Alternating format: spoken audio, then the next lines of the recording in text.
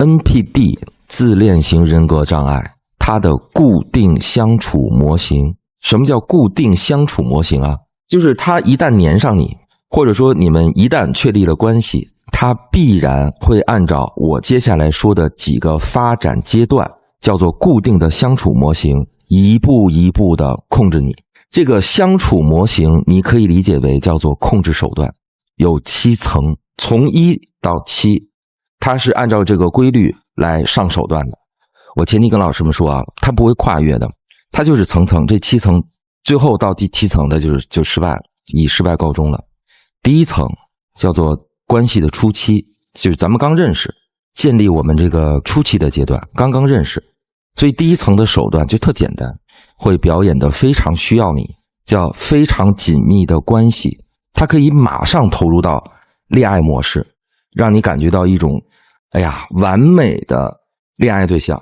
而且这个东西是非常强烈的，它会比其他的类型更强烈，就让你从来没有体验过的那种浓烈，那种强烈，那种被需要，那种思念，那种欲罢不能。总而言之，就你喜欢什么上什么，就是人设的初期嘛。人设的初期就第一个阶段就是立人设，让你立刻进入到一个蜜恋期、恋爱期，这是第一个阶段。我为什么说这个7层它是层层递进的呀？没有第1层它就做不了第2层，没有第2层它就做不了第3层。它为什么是层层递进的？这就是它的手段、办法、工作原理，你可以理解为工作原理。第一个工作做完了，就是来到第2个阶段。听着啊，只要确定了恋爱关系，它会立刻切换成指责打压的模型，因为它要开始控制你了。如果你在这一步被它控制了，就被他拿捏了，那接下来的手段他就不会上了，因为他的目的是控制嘛，他的目的是控制，通过指责打压能够控制你，能够降得住你，后面就不存在了。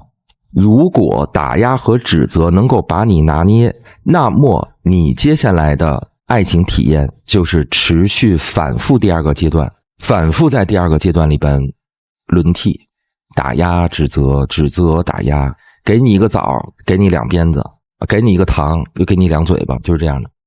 你会一直体验这个，所以你的体验就是持续的指责打压。好了，假设第2步你没有把我降服，你在第2步没有被他拿下，就来到了第3步。第3步就是冷战。什么叫冷战？因为我打压你，我指责你，你不信，我打压你的理由，我指责你的原因，你不信，那我就不理你了。你不是不信吗？那我走，我拉黑删除，或者就是好多天不联系。你不是觉得你没有问题吗？对吧？那我就走，拉黑删除，冷战。如果冷战还没用，你说那你走呗，无所谓啊，对，走就走呗，拉黑就拉黑吧，删除删除呗，没用是吧？行，上第4个手段，来到第4步，示好讨好。拉黑删除冷战一段时间之后，你不是没反应吗？哥们儿姐们儿，你不是对你没用吗？对，他又回来找你来了，讨好你了。什么叫讨好？什么叫示好？就是回头向你承认错误啊，道歉。我给你翻译一下， NPD 的示好叫做重新回来忽悠你，重新再来，其实就回到了第1个阶段了，但是它又不是完全的第1个阶段，类似于第1个阶段，重新的回来把你搞定。所以它是通过承认错误，通过低头，通过低姿态，通过示好，让你对他产生信任，重新建立信任，而且很真诚。我不就是爱你吗？对吧？老公老婆，嗨，我为什么这么生气啊？我为什么消失了这个1个月啊？其实我要不重视你的话，我要不爱你的话，我何必呢？我为什么还回来找你啊？而且你看，我通过这个2个礼拜、3个礼拜、4个礼拜，我自己也反思了很多，这就是重新建立信任。所以我在这儿，在第4个阶段叫重新示好和讨好的过程当中，我跟老师们说清楚，这个认错是手段，你不要认为认错是真心的认错，认错只是他的手段。好，假设啊，还没有把你拿下，来到第5步，2个字，威胁。什么叫威胁啊？你不是不爱我吗？你不是不理我吗？你不是不接受我吗？咱俩好像确实不能走下去了。行，鱼死网破，威胁你，那咱俩就谁也别好过。我也别好过，你也别好过，咱们谁都别过了。而且这种威胁是真的威胁你，恐吓你，威胁你，堵你的家，堵你的公司，拿你的隐私出来威胁你。这就是他的第5步。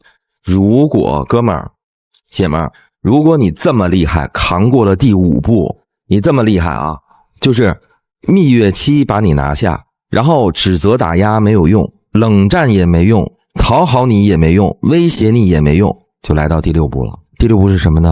翻脸变成一个超级理智的人，超级成熟的人。什么叫理智？他会马上扮演成一个特别成熟的成年人的状态，特别成熟，一夜之间好像突然觉醒了，他会马上就顿悟了，我成长了，立刻我就成长了。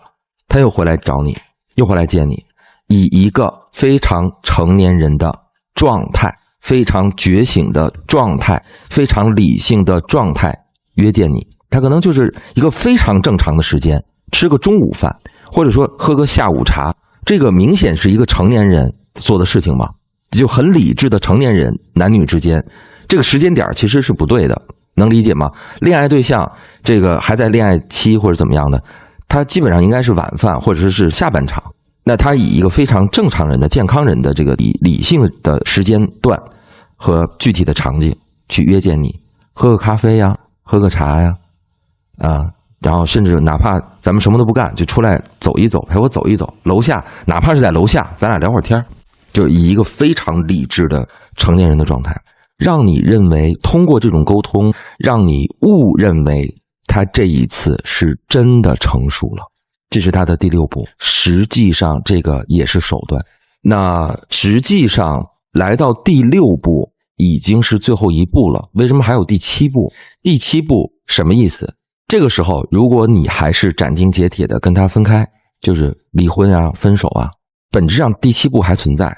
第7步就是远远的默默的监视你，窥探你，因为在他的内心是没有失败的，能明白吗？ NPD 的世界是没有失败，他永远强大，他永远是高位，他永远是王，他永远不输，他永远不可能输，所以他会远远默默的观察你。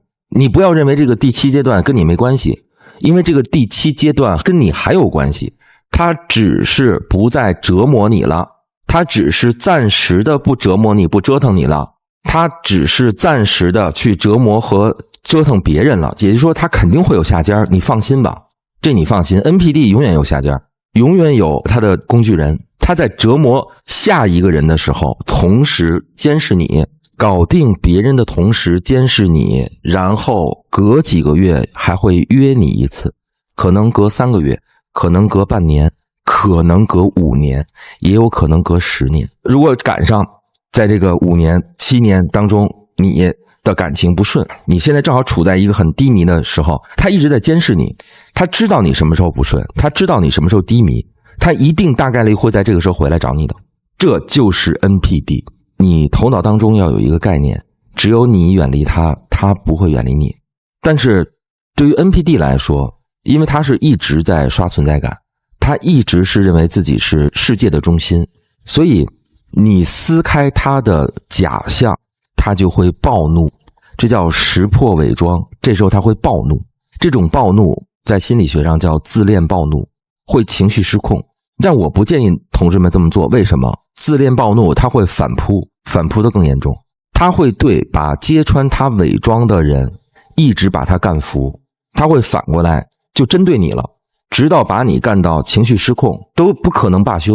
所以 NPD 必须通过伤害别人来满足他的情绪失控，他的安全感源自于永远自己高人一等，这是他永远必须要做到的事情。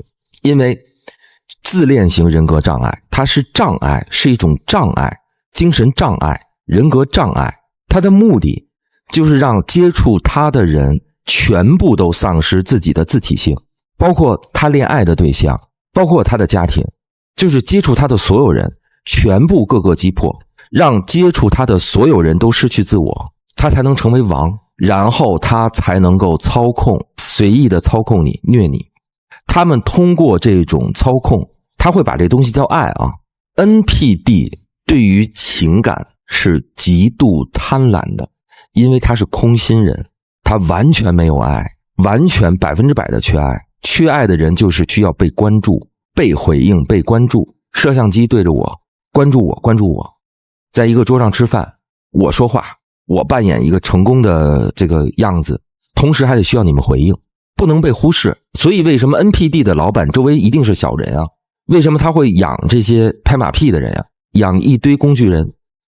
如果 NPD 没有得到回应，你记一句话啊，你心理学上有一句话叫没有回应就是绝望之地。这句话尤其对 NPD 是死穴，没有回应他是非常绝望。比如说开会，没有人鼓掌，没有人点头，没有人在那儿使劲低着头在那儿抄，在那儿记笔记，对他来说再开1小时，你们不服是吧？你们都没有觉得我是老大，再开1小时。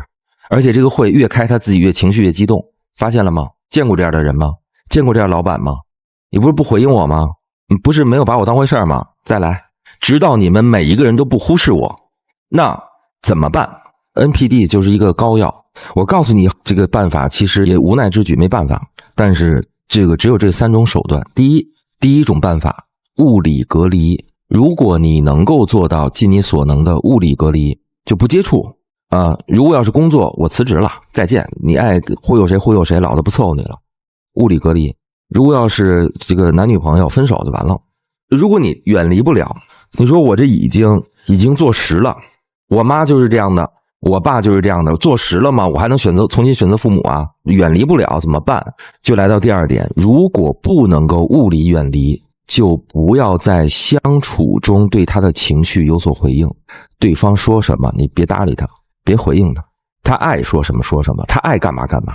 实在不行了，你就说好的，你说的对，这你没办法嘛，因为有一些是强关系，你没办法了，不要拧着来。我自己的家庭曾经也非常痛苦。NPD 的这个在 NPD 的魔爪下是非常痛苦的。第3个办法，说白了就是你们俩撕破脸了，就是你跟 NPD 撕破脸了，你就把他身上的这些演戏的点都说出来，其实叫曝光他，让他感受到羞耻。当 NPD 发现自己被曝光，自己都是假的时候，他的内心就有羞耻感，因为他最害怕被曝光，最害怕别人揭开他的核心。他没有核心，你知道吗？ NPD 就是一个吃软怕硬的空心人。